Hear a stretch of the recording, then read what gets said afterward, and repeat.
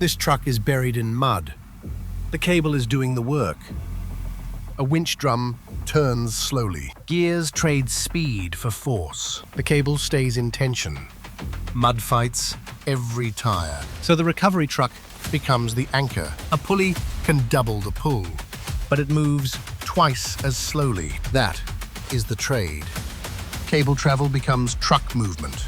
The wheels help once the mud breaks loose. The machine did not overpower the mud. It out-leveraged it.